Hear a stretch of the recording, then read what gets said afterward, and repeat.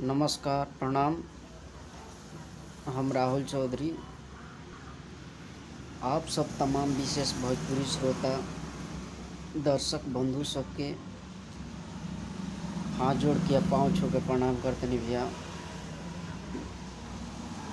देखिए, ये हमार चैनल है राहुल चौधरी ऑफिशियल।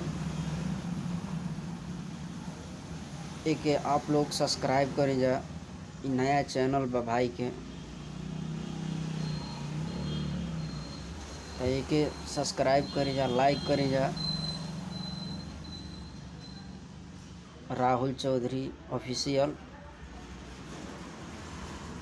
ताकि अब हमार जौन भी गाना आई अब यही ऑफिशियल से आई।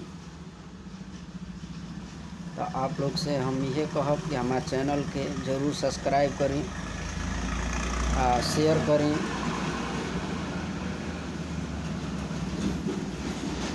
प्रणाम, नमस्कार।